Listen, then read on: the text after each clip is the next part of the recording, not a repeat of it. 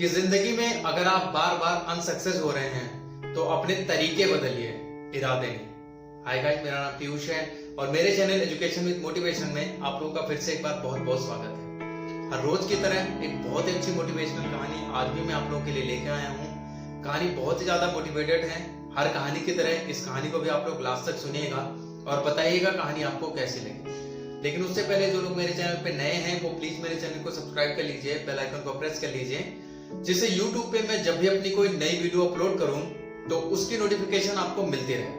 और आप मुझे सोशल मीडिया प्लेटफॉर्म पे भी फॉलो कर सकते हैं, लिंक मैंने डिस्क्रिप्शन में दे दिया है। तो बिना देर के हुए आइए कहानी शुरू करते हैं। एक बार एक आदमी जिनको लिखने का बड़ा शौक था, वो जब भी कहीं जाते उनके साथ पूरे दिन में जो जो चीजें होती थी उसको एक डायरी पे लिख लेते थे।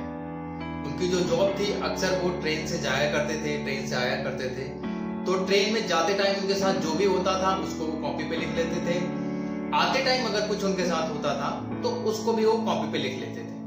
मतलब पर डे के हिसाब से उनके साथ क्या गुजर रहा है उसका वो एक रिकॉर्ड बना के चलते थे। तो एक बार ऐसे ही ये ट्रेन से अपने ऑफिस जा रहे थे, तभी वहां पे एक पानी वाला आता है। जो ट्रेन में वेंडर होते हैं जो पानी बेचते हैं, तो इनके सीट के सामने जो आदमी बैठा होता है वो पानी वाले से कहता है कि बताओ तुम्हारी बोतल कितने की है। तो पानी वाला कहता है कि 20 रुपए की।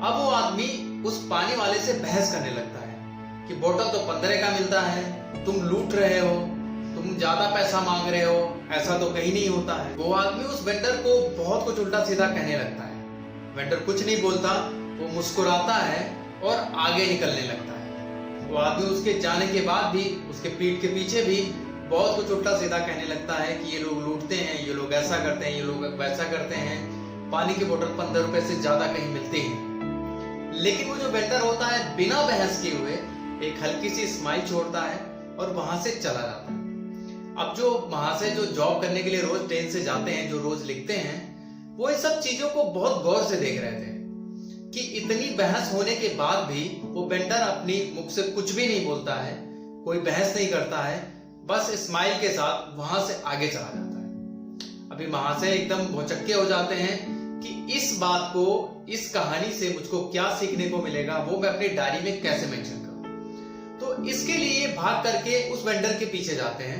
और उससे पूछते हैं कि भाई वो आदमी आपको इतना भला बुरा कह रहा था, लेकिन आपने पलट करके एक जवाब भी नहीं दिया और मुस्कुरा करके आप वहां से चल दिए। ऐसा किस वजह से हुआ? मतलब आपके मन में ऐसा क्या चल रहा था?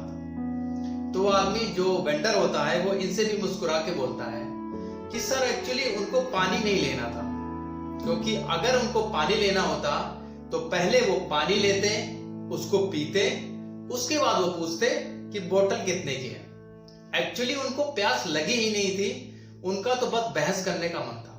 तो मैं समझ गया कि ये सिर्फ बहस करना चाहते हैं, ये पानी नहीं लेंगे, इसलिए मैं उनसे बहस करने के मूड में नहीं था। मेरा दिन बेकार चला जाता, मैं आगे चला गया। बस इतनी सी कहानी है। उस वेंडर के जाने के बाद वो जो वहां से जो लिखते थे वो बहुत देर तक सोचते रहे कि जिंदगी में बड़ी से बड़ी प्रॉब्लम का अगर हम देखें तो सॉल्यूशन एक स्माइल से भी हो सकता है। तो दोस्तों कहानी बहुत छोटी थी लेकिन बहुत कुछ आपको सिखाती है। तो दोस्तों ऐसे बहुत सारी घटनाएं हम लोग की लाइफ में भी होती रहती हैं। जिस तरीके से वो आदमी अपने प्यास पे फोकस ना करके वो बोतल पे बिना वजह की बहस कर रहा था, वैसे ही हम लोग भी कभी कभी अपने लक्ष्य, अपने एम पर फोकस ना करते हुए फालतू की चीजों पे बहस करने लगते हैं, जिसका कोई मतलब नहीं निकलता और लास्ट में हम ही लोगों की हार होती है, हम ही लोगों को पछताना पड़ता है, हम ही लोगों का लॉस होता है। तो अगर आपका भी कोई एम है तो सिर्फ अपने एम पे फोकस करिए। फालतू की चीजों पे अगर ध्यान नहीं देंगे तो उतनी जल्दी आप सक्सेस हो जाएंगे। तो दोस्तों कहानी कैसी लगी आपको? आई होप आपको अच्छी लगी होगी। अगर अच्छी लगी होगी तो कमेंट सेक्शन में जरूर बताइए। तो फिर आपने भी अगर ये बात तो सुनते रहिए हर रोज एक नई कहानी पीयूष के साथ, क्योंकि कहानियां कभी भूलती नहीं और आपको कुछ ना कुछ जरूर सिखाती है। तो हंसते रहिए, मुस्कुराते रहिए। मिलते हैं एक नई कहानी में, तब तक अपना ख्याल